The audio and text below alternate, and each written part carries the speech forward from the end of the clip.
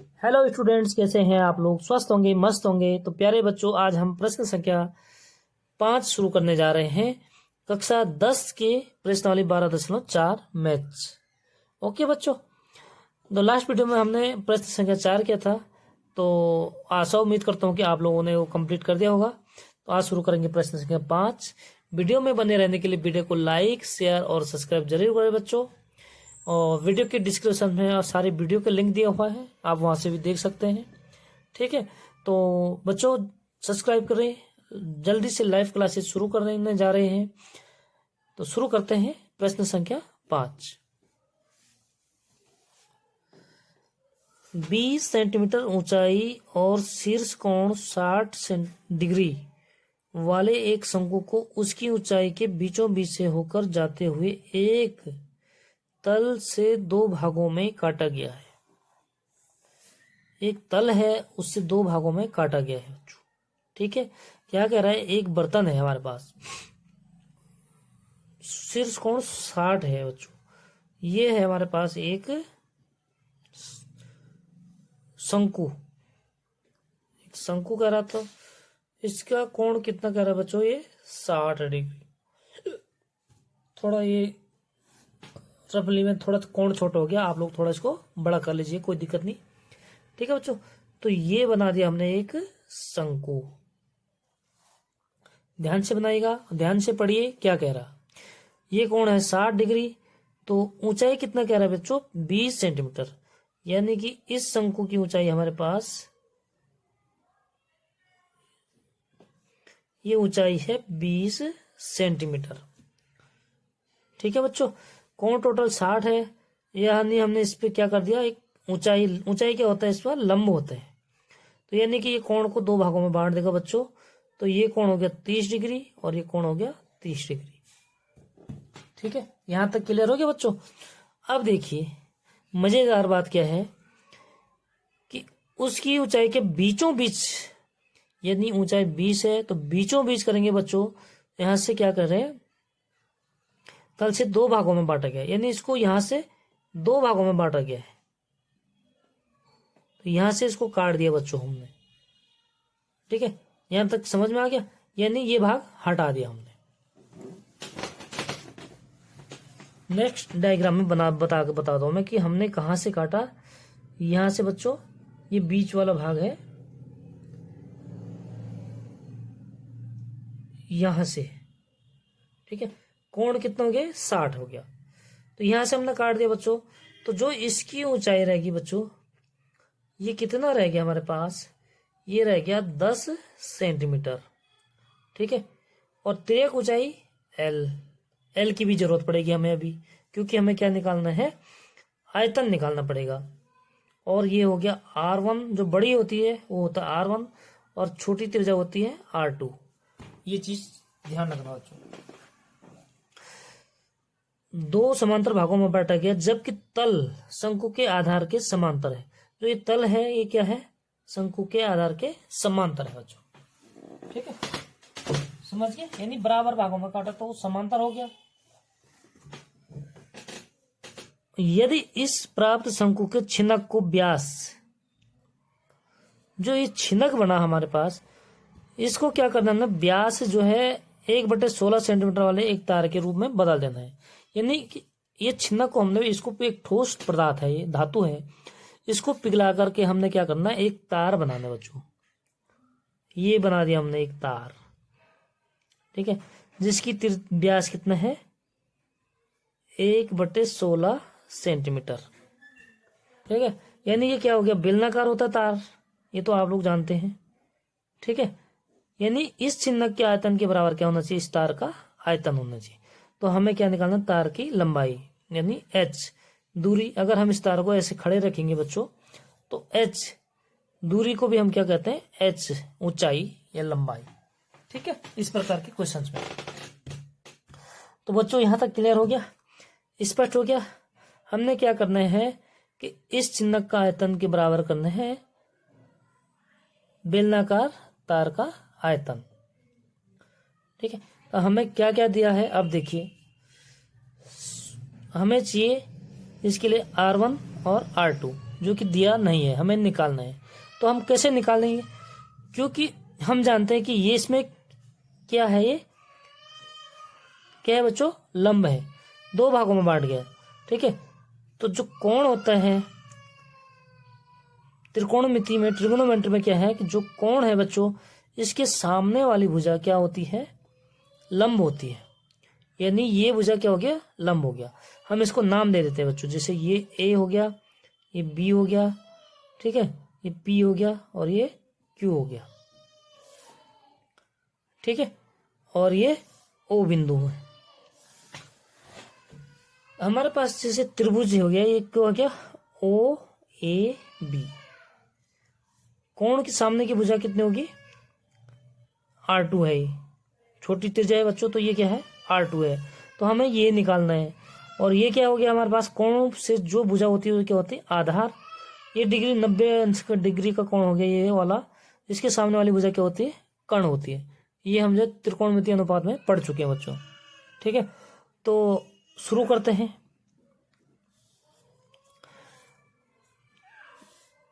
त्रिभुज सबसे पहले हमने निकालना है R1 और R2। तो प्यारे बच्चों हम लिखेंगे त्रिभुज कौन से, ओ A B, O A B में या ए ओ बी में जो कोण सामने होता है। ठीक है, क्या कह रहे हैं, लंब और आधार कौन सा अनुपात में आता है, 10 में आता है बच्चों। तो 10 30, यानी कि जो कोण दिया है बराबर लंब बटे आधार। लंब क्या है, ए बी, तो ए बी बटे ओ ए। ठीक है, लंब बटे आधार। तो इसका मान रख देंगे बच्चों हम। 10 30 का मान कितना होता है, 1/√3 और बराबर ए बी क्या है, R2 है, और बट्टे आधार। आधार क्या है बच्चों हमारे पास 10, यानी टोटल पूरा कितना था, ये 20 है ऊंचाई। ठीक है, शंकु की ऊंचाई 20 है, तो हमने 20 बराबर भागों से काट गया, तो 10 ऊपर हो गया 10 नीचे हो गया बच्चों। तो यानी ओ ए बराबर हो गया 10 सेंटीमीटर। ठीक है, इसका हम ब्रज गुणा करेंगे, क्रॉस मल्टीप्लाई बोलते हैं जिसको। तो R2 बराबर क्या हो जाएगा बच्चों, 10 यहाँ चले जाएगा, यानी 10/√3 सेंटीमीटर। जो छोटे वृत्त की त्रिज्या आ गई कितना, 10/3 सेंटीमीटर। इसी प्रकार हम त्रिभुज ओ पी क्यू यानी बड़े त्रिभुज में ये कोण क्या हो गया, 90 डिग्री हो गया।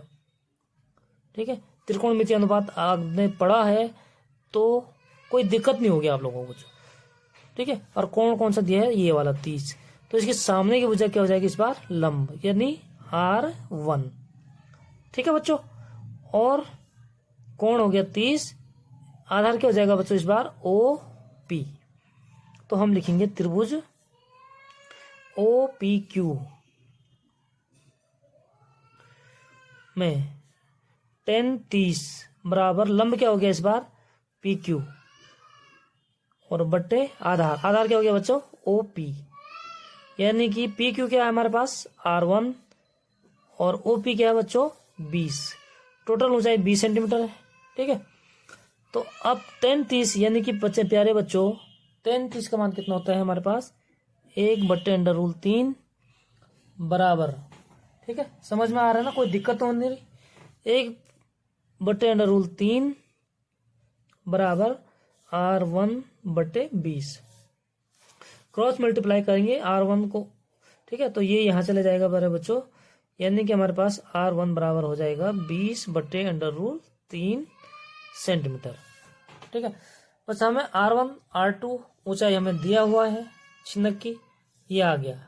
ठीक है मेरे बच्चों, और तार की त्रिज्या भी हमें दे रखी है। हम यहाँ पे लिख देते हैं बेलनाकार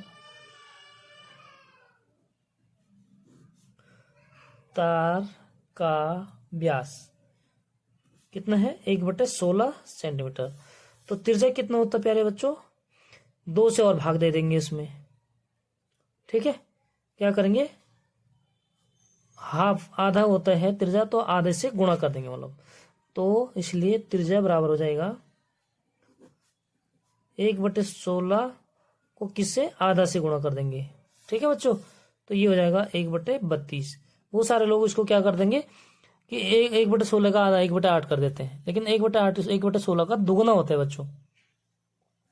ठीक है, तो ये हो गया त्रिज्या।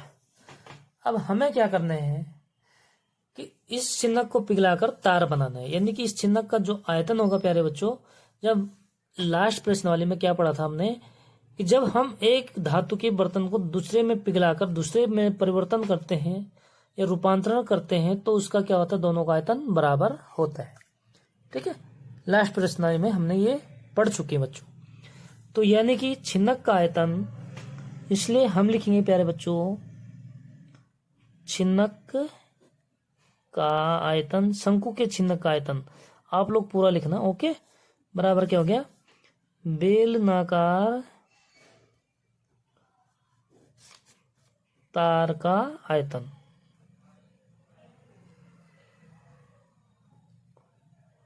ठीक है बच्चों, अब छिन्नक का आयतन का फॉर्मूला क्या होता है, आप लोग यहाँ पे आयतन का फॉर्मूला लिख देंगे। क्या होता है प्यारे बच्चों छिन्नक का आयतन, 1/3 पाई भी आता है, और R1 का स्क्वायर प्लस R2 का square plus R1 R2, formula जरूर लिखना बच्चों।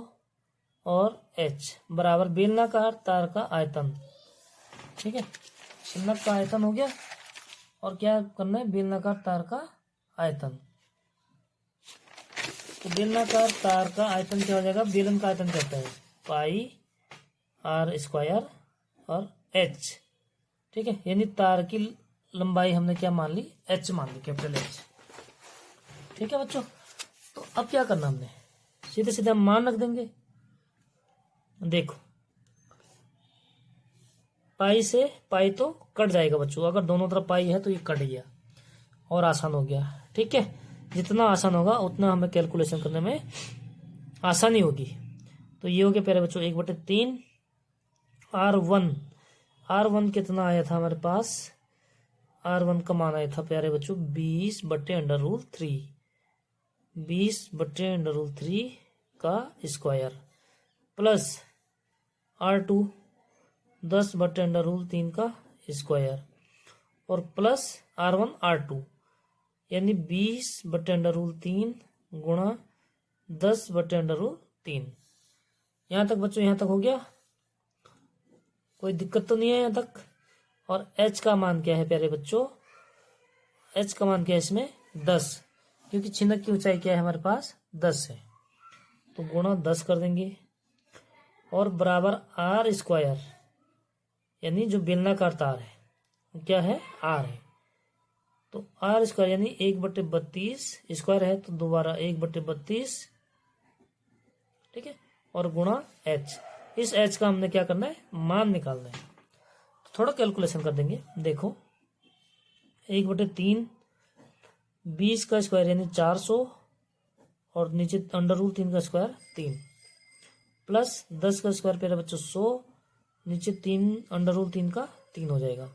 स्क्वायर करके आप लोगों को स्क्वायर करना तो आता ही है, और प्लस 20 गुणा 10 कितना होता है, 20 दाई 200, और बट्टे √3 गुणा √3 का मतलब होता है 3। ओके, गुणा 10 बराबर 1/32 गुणा 1/32। ठीक है, और गुणा H। ठीक है बच्चों, अब क्या है, यहाँ से 1/3 कॉमन आ जाएगा तीनों से, तो 1/3 और 3 1/3 ही आ जाएगा, यानी 1/3 और 1/3 कॉमन आ गया प्यारे बच्चों, तो ये हो गया 400 500 6 700, यानी ये हो जाएगा 700, और गुणा 10 से गुणा कर देंगे तो ये हो जाएगा 7000। ठीक है, यहाँ तक क्लियर हो गया बच्चों। 1/32 गुणा 1/32 गुणा H, 1/32 को इधर आएगा, बट्टे में आएगा प्यारे बच्चों, तो ये क्या हो जाएगा 32/1 हो जाएगा यहाँ पर। ठीक है, यहाँ क्या था, गुणा में था, इधर बट्टे में आ जाएगा, तो 1/32 का मतलब क्या होता है 32/1, तो ये हो जाएगा 32 गुणा 32/9 गुणा 7000। ठीक है बच्चों, यहाँ तक हो गया। और हम इसको क्या करेंगे, अब सॉल्व करेंगे। तो बच्चों इसको सॉल्व करके काट फिट के ये आ जाएगा हमारे पास 796,444.44 सेंटीमीटर। ठीक है, क्या है ये? तार की लंबाई। ये है सेंटीमीटर में। अगर हम इसको मीटर में चेंज करेंगे बच्चों, तो 100 सेंटीमीटर बराबर 1 मीटर, तो 1 सेंटीमीटर बराबर 1/100, और इतने बराबर इतने बटे 100, यानी 100 से हम भाग देंगे तो 0.2 स्थान इधर आ जाएगा बच्चों।